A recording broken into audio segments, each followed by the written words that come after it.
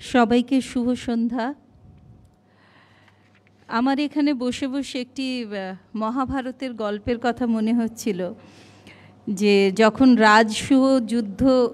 রাজসূয় যজ্ঞ যখন চলছিল, তখন হঠাৎ একটি বেজি, যার গায়ের অর্ধেক অংশ সোনার বর্ণ ধারণ করেছিল, সে এসে সেই যেখানে যজ্ঞ হচ্ছিল সেখানে গড়াগড়ি খেতে থাকে।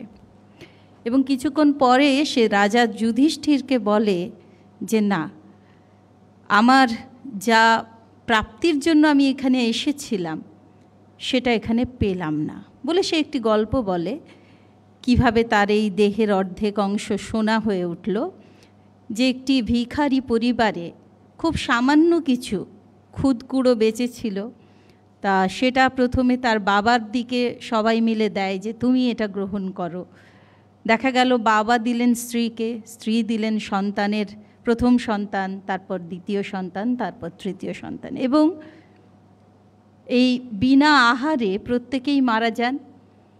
তো সেখানে সেই যে খুদকুড়ো পড়েছিল, সেখান থেকেই কিন্তু এই বেজিটি তার এই অর্ধেক শরীরকে এভাবে সোনায় রূপান্তরিত করতে পেরেছিল। এবং তার আশা ছিল যে রাজসূয় যজ্ঞে এরকমই কিছু দান আসবে, এমনই কিছু সর্বশ্রেষ্ঠ দান তাকে তার বাকি অর্ধেক দেহের অংশকে স্বর্ণে পরিণত করবে।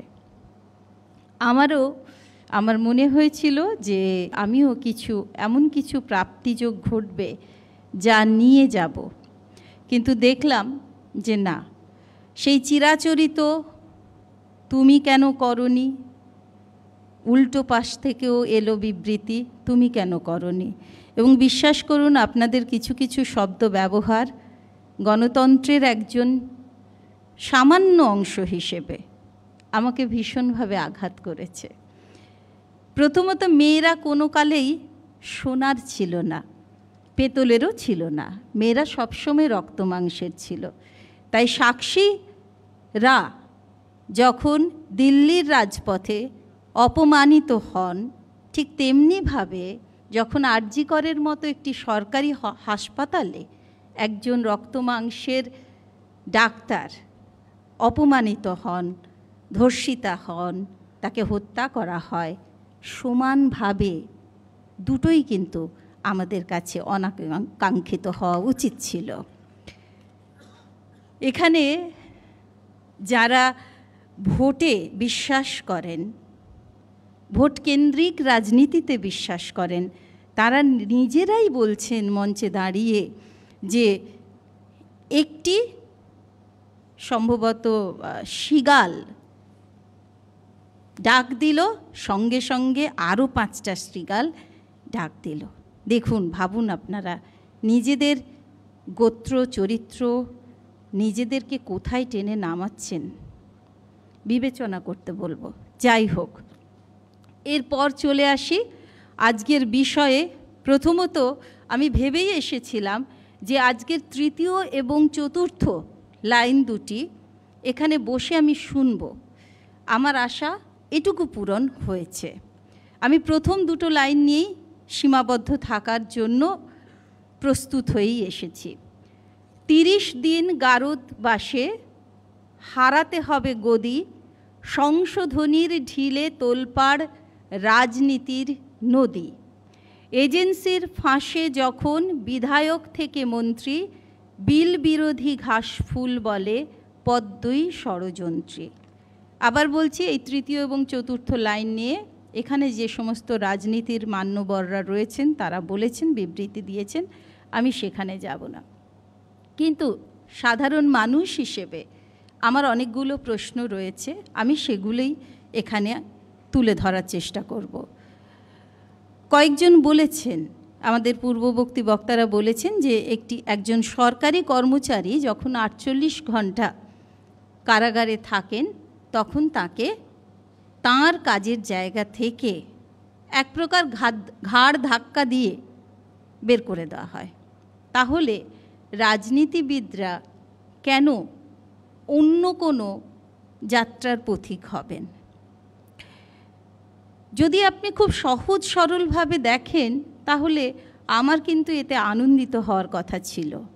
কারণ আপনারা সবাই জানেন, আমরা যখন কোনো সামাজিক ঘটনা নিয়ে আমাদের মতো করে প্রতিক্রিয়া জানাই, তখন রাষ্ট্র কিন্তু তার গলা টিপে ধরার চেষ্টা করে, ব্যক্তিগতভাবে, কখনো কখনো সমষ্টিগতভাবে।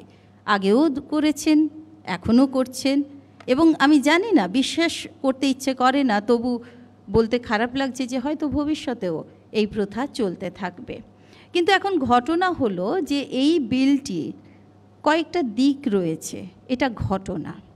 কারণ শাসক পক্ষ, অর্থাৎ আমাদের যেহেতু কেন্দ্র থেকেই উঠে এসেছে, সেটাই স্বাভাবিক, লোকসভাতে পেশ করেছেন মাননীয় স্বরাষ্ট্রমন্ত্রী, এবং সেখানে শাসক পক্ষের পক্ষ থেকে বলা হয়েছে যে দেখো, আগে তো প্রধানমন্ত্রীর নাম রয়েছে, স্বরাষ্ট্রমন্ত্রীর নাম রয়েছে, তারপর মুখ্যমন্ত্রীদের নাম রয়েছে, অতএব বাপু তোমরা এত ভয় পাচ্ছ কেন? কথাটা সত্যি। আজকের আনন্দবাজারে আমি পড়ছিলাম, এই যে কৌস্তববাবুরা বলছিলেন না যে চাঁদ তৈরি করতেন আমাদের মাননীয় প্রধানমন্ত্রী, তো সত্যিই তো এটা আমাদের একটা গর্বের, যে দেখো কোথা থেকে মানুষ উঠেছেন। এই তথ্যগুলো যতটা সগৌরবে বলা হয়, ততটা কিন্তু আমি আজকেই পড়ছিলাম যে মাননীয় প্রধানমন্ত্রীর স্নাতকের, মানে তিনি স্নাতক পাশটা কোত্থেকে করেছেন, এইটুকু জানতে চাওয়া হয়েছিল, তার উপরে দিল্লির আদালত স্টে অর্ডার দিয়েছেন যে জানা যাবে না।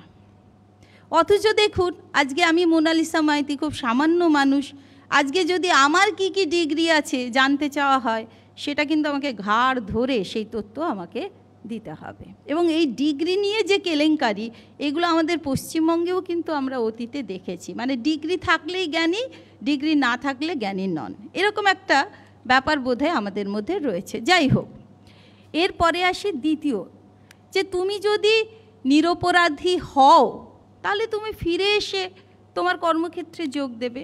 আমার মনে হয় ভোট, গণতন্ত্রে ভোট এত সহজ ব্যাপারটা নয়। কারণ একজন যখন দীর্ঘদিন জেলে কাটিয়ে চলে আসেন, বাইরে আসেন, তখন এটা ঠিকই যে তার সম্পর্কে তিনি দোষী হন বা না হন, একটা নেগেটিভ দৃষ্টান্ত তৈরি হয়ে যায়। তার নিজের চলাফেরাতেই বলুন, আত্মীয় স্বজনের ভেতরেই বলুন, বা তার বন্ধুবান্ধবের ভেতরেই হোক, বা তার পার্টির ভেতরে হোক, এই ঘটনাটা হয়, খুব স্বাভাবিক নিয়মে হয়, এটা আমাদের ক্ষেত্রেও হয়। আজকে যারা বিরোধী পক্ষ বলছেন যে আসলে এটা একটা একনায়কত্ব প্রতিষ্ঠার জায়গা, এটা কিন্তু আমরা আমাদের রাজ্যেও দেখি। এটা আমরা আমাদের রাজ্যেও দেখি যে কয়েকদিনের জেলে ভরে দিয়ে তার সম্মানহানির প্রচেষ্টা রাজ্য সরকারের লোকজনরাও কিন্তু করেন, সেখানেও সেই ক্ষমতার দম্ভ প্রকাশিত হয়। কিন্তু এটা তো গেল সরকারের পক্ষ। আমি এবার একটু বিরোধীদের জায়গা থেকে এটা দেখতে চাই, কারণ গণতন্ত্রে বাদী এবং প্রতিবাদী দুই পক্ষকেই সমানভাবে বিচার করার জায়গা দিতে হবে। বিরোধীরা যেটা আশঙ্কা করছেন সেটা কি, সেটাও কিন্তু আমাদের কাছে অমূলক নয়। কারণ আমরা দেখেছি বর্তমান আমাদের দেশের সরকার, তারা যে দলটি চালান, তারা মনে করেন যে তাদের দলে এলে সমস্ত পাপ ধুয়ে যায়। আমি কিছুক্ষণ আগেই একটি তথ্যতে দেখছিলাম, সেখানে বলা হচ্ছে যে 2014 থেকে শুরু করে প্রায় 25 জন হেভিওয়েট নেতা অন্যান্য দল থেকে এসেছেন, স্বেচ্ছায় কি অস্বেচ্ছায় আমি সেটা বলছি না, কারণ সেগুলো অনেক ভেতরের গভীর ব্যাপার, সেগুলো আমাদের মতো সাধারণ মানুষ খোঁজ তার পায় না। কিন্তু তারা এসেছেন, বিজেপিতে যোগদান করেছেন, এবং তাদের বিরুদ্ধে সেই সময়ে যে সমস্ত অভিযোগ ছিল সেগুলো কোনো এক অলিখিত কারণে ঠান্ডা ঘরে চলে গিয়েছে।